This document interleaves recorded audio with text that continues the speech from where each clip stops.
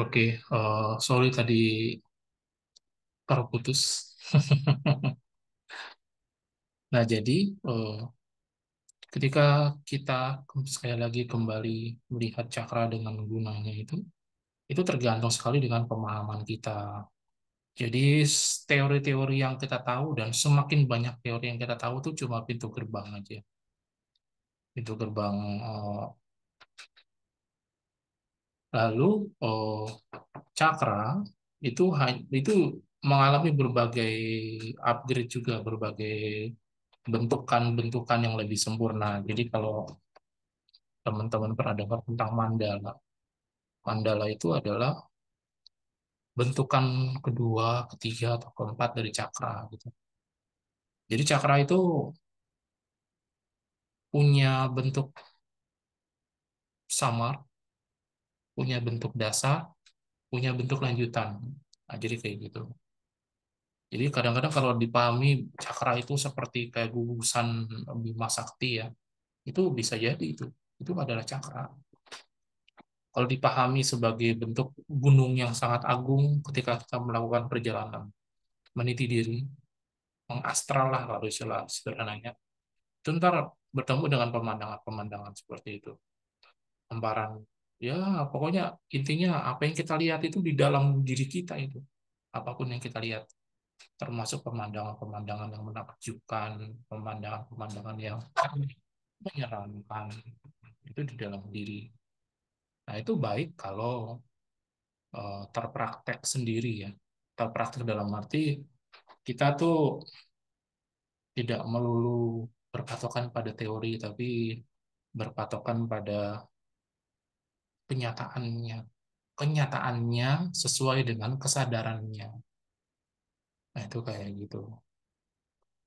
Oh, lalu cakra juga bisa dijadikan ya karena dia adalah penopang energi, tentu saja bisa digunakan untuk apa, memaksimalkan minimal kesehatan kita. Jadi keilmuan-keilmuan keilmuan-keilmuan itu lebih jauhnya sih sebenarnya bermanfaat pada diri lebih lebih dalam lagi sehingga juga memiliki pengaruh ke sekitar, ke semesta kita gitu loh, dunia kita. Itu punya pengaruh situ dalam di pekerjaan, di karir, di bisnis, di keuangan, kerejekian. Itu nanti punya pengaruh.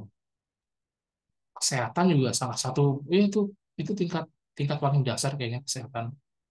Karena yang dibutuhkan bukan sehat dan sebenarnya secara alami entah kenapa kita juga tidak terlalu terlalu care sama kesehatan sih, nggak terlalu. Maksudnya kita tetap daily life dan tidak menjadikan kesehatan itu sebagai sesuatu perhatian utama ya dalam sehari ya gitu. Ada banyak hal lain. Jadi memang eh, kecuali sakit kita biasanya nggak peduli sih sama kesehatan. Makanya eh, lebih mudah pulih daripada menjaga kesehatan menurut saya dan kenapa harus dijaga kalau kalau oke gitu. Itu sesimpel kita mikir kalau bensin kita penuh, buat apa ngisi bensin lagi? Nah, maksudnya kita tuh bukan bukan seseorang yang harus mengisi bensin begitu bensin turun gitu. Enggak, kita ngisi sebutuhnya aja. Sebutuhnya kita ngisi, ya sebutuhnya kita mau isi berapa. Itu kayak gitu. Jadi sekali lagi, eh, bagaimana kita memaksimalkan hidup kita tuh intinya di situ sebenarnya. Lalu kembali sebenarnya ke soal afirmasi lagi, tadi kan udah dibahas ya tentang afirmasi. Bagaimana kita membuat afirmasi yang baik? Bagaimana? Jadi dibanding misalnya dibanding eh, kita membuat begitu banyak afirmasi Tuhan, eh, tolong berkati saya supaya saya selalu sehat, semangat, kuat, damai, bahagia, beruntung. Wah, itu butuh energi. Kadang-kadang bukan Tuhan nggak mau ngasih, tapi Tuhan kasih tapi kita nggak kuat menerima energi begitu kuat gitu. Setelah kita butuh keterbukaan, butuh rasa percaya, butuh penerimaan, termasuk menerima diri sendiri ya. itu baik dengan lingkungan kita. Wah, kita butuh begitu banyak hal supaya kita kuat menerima semuanya. Jadi kalau saya pikir orang yang sangat kuat adalah orang yang cinta. Menurut saya sekarang ya, orang yang kuat adalah orang yang penuh cinta. Cintanya dia tuh tidak tertuju dan tidak terfokus pada satu, tapi pada semua. Nah, kalau pada semua itu wadah energinya tuh luar biasa itu. Pada semua ya. Bukan menyebut, oh ini sebenarnya kacau sih bahasanya. Bukan menyebut teman atau lawan, tapi di atas itu. Ya cinta, kasih. Seperti kalau Buddha tuh kalau ditanya apakah engkau punya teman, sahabat, dia nggak punya. Karena konsep dia tuh di atas itu. Karena ya dia bilang, begitu saya menyebut seseorang sahabat, maka ada orang yang saya sebut musuh. Ada itu. Itu otomatis kan label kan. Itu kan label. Nah, kalau Buddha tuh udah nggak berlabel. Dan karena dia tidak berlabel, dia tidak melabeli. Dia tidak berharap, dia tidak berusaha dalam arti yang sangat positif ya. Oh, itu luar biasa tuh. Dia membiarkan semuanya mengalir aja. Membiarkan semuanya mengalir. Dan itu sangat positif. Itu adalah, Buddha itu adalah bukan males sih, tapi Wu Wei disebutnya Wu Wei. Kosong, Zen, Jepang itu eh, nol. Ada banyak macam sih sebutan-sebutan kayak gitu. Jadi dia nggak makan pun nggak apa-apa, nggak minum pun nggak apa-apa, mati pun juga nggak apa-apa gitu. Jadi semua serba nggak apa-apa ya. Tapi karena itu seluruh hal yang kita pikir negatif itu jadi positif ya, jadi energi yang sangat positif. Ini mengenai energi ini nih ya memang harus belajar lebih dalam sih. Kadang-kadang lewat cara yang sederhana dari komik sih, anime gitu.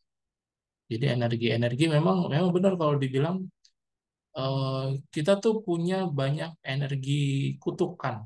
Kenapa?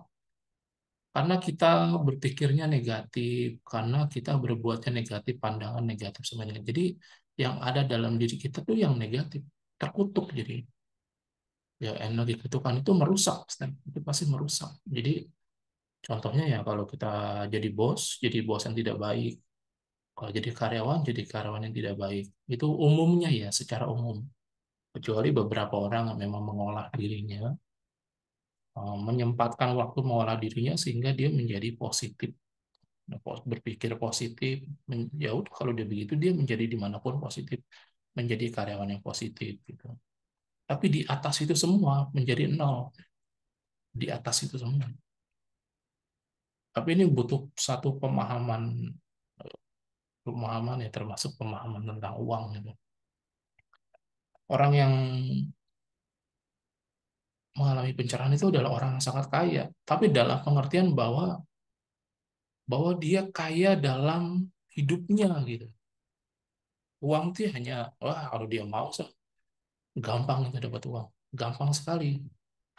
Dia bukan bukan istilahnya kalau orang sudah sangat pro nih ya, dia bukan mencari rezeki, dia menarik rezeki atau lebih jauh lagi mungkin dia menciptakan rezeki gitu.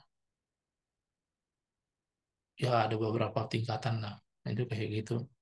Nah itu eh, ketika seluruh ketujuh cakra itu berkembang, itu akan membentuk satu satu satu pohon yang satu bunga gitu ya. Walau bunga itu kan sarinya pohon ya. Jadi bunga kelopak-kelopak. Nah, itu membentuk membentuk apa ya? Ya ada beberapa bentuk sih. Salah satu bentuknya adalah teratai. Kalau semuanya sudah aktif ya, itu teratai gitu. Oh, satu teratai, kebun teratai, hutan teratai itu kayak gitu. Jadi masing-masing cakra itu dalam perkembangan itu ada teratai-teratai gitu di di masing-masing cakranya. Gitu. Teratai itu sebenarnya bukan berarti teratai seperti apa yang kita pahami, ya. Tapi teratai dalam bentuk yang ya teratai itu simbolik aja. Dalam arti dia adalah tumbuhan yang hidup dalam apa ya, dalam wadah yang tidak peduli wadahnya di mana gitu. Tempat kotor, tempat bersih, dia bisa tumbuh dan tetap tumbuh gitu. Itu kayak gitu. Jadi itu mungkin kalau kalau saya tuh memahami sekarang seperti sesuatu yang berputar-putar gitu. Nah, teratai itu bisa bisa punya fungsi, fungsi ya, bukan kemampuan ya, fungsi untuk menyerap seluruh kotoran dan dibuang gitu. Jadi ini masing-masing ini punya punya fungsi pertama untuk menyerap, menyerap, menyerap, buang, menyerap, menyerap, buang. Dan kadang-kadang fungsi itu otomatis, otomatis. Tapi bagaimana otomatisnya dan bagaimana bergeraknya itu di luar nalar kita itu. Maksudnya di luar nalar karena kita nggak mampu memahami itu. Ya, itu pengetahuan-pengetahuan kacau lah itu. Pengetahuan-pengetahuan kacau. Jadi eh, sebagai sarana, sebagai sarana ya kita punya lima indera. Tapi sebagai sarana sarana juga sebenarnya kita punya banyak indera-indera lain yang belum teraktifkan. Nah, kalau itu sudah teraktifkan nanti akan memancing indera-indera lain untuk tumbuh, hidup dan berkembang kayak gitu. Jadi di tetap tetap secara karena kan dialog dialog dan pemahaman kita sebagai seorang manusia kan tulisan ya, tulisan pemahaman melihat langsung, mengalami langsung. Oh, itu ada banyak lah, tapi biasanya tulisan pemahaman sih sebagai dasar lah gitu, yang menerangkan tentang cakra dengan segala fungsinya. Ini salah satu juga video ini bisa jadi referensi bukan hanya untuk teman-teman ya, tapi buat saya juga, karena kalau saya nonton ini saya kadang-kadang juga amazed gitu ya, dari mana pengetahuan yang saya katakan ini, dari mana. Saya sih ngerasa enak aja sih ngomong-ngomong begini sih, mengalir aja gitu. Tahu-tahu sudah 1 jam, sudah setengah jam, itu sudah 1,5 jam, itu mengalir aja, dan dan lebih terbuka aja untuk ngomong. Kalau saya sengaja untuk eh, membuat ini kadang-kadang nggak bisa senatural ini gitu. Nah itu kayak gitu. Oh, jangan pernah lelah sebenarnya untuk memahami banyak hal, belajar tentang banyak hal. Eh, Singkirkan aja apakah itu baik atau tidak baik. Menurut saya sih gitu, karena itu tidak membatasi kita untuk belajar sih. Jangan cuma mau belajar A, tidak mau belajar B atau C. Pelajari pelajari semuanya, lalu lalu pahami bahwa kita akan terus menjadi sesuatu yang lain. Kita masih akan terus berkembang, kita masih akan terus bisa menjadi lebih hebat dan lebih hebat lagi dalam dalam hidup ini ya. Kita masih berpotensi untuk menjadi anything, including God. We can become God. Nah itu kayak gitu. Sebenarnya itu cuma untuk membatasi, bukan, sorry, untuk membuka batasan pikiran kita sih. Membuka batasan kita. Kita kan dikelilingi dengan kelemahan dan kita hidup dalam segala kelemahan itu. Tanpa menyadari, maksudnya sedikit orang yang menyadari bahwa kita punya banyak kelebihan. Kita dibilangin bahwa kita begini, kita begitu gitu, tanpa menyadari apakah yang dibilang sama orang lain itu benar apa enggak gitu. Akhirnya itu menjadi penjara-penjara dalam hidup kita. Akhirnya kita menjadi seperti yang orang lain katakan, orang atau orang lain setuju gitu. Padahal kan sebenarnya enggak begitu kan. Kita tidak menyadari potensi kita gitu, secara umum ya. Dan secara umum memang tidak dibuka. Mungkin karena sarana itu, ilmu-ilmu itu terciptakan. Saya juga menyadari bahwa tanpa bantuan dari seluruh ilmu yang saya pelajari itu saya nggak ini akan seperti ini. Tanpa itu ya, tanpa seluruh seluruh keilmuan yang saya pelajarin gitu. Nah, jadi kira-kira begitu ya. Mas Chandra baru masuk, saya baru akan mengakhiri, Mas.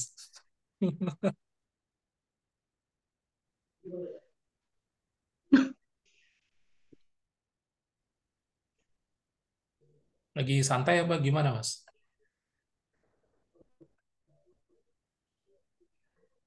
Oh, mungkin lagi nyimak juga. Ya udah kira-kira. Enggak juga, lagi Oh, agak senggang. oh ya, lagi senggang aja ya. Tadi saya udah bahas ya ini sih, Mas, udah bahas banyak juga. Jadi nanti ini saya akhiri aja ntar di YouTube aja ya, Mas ya.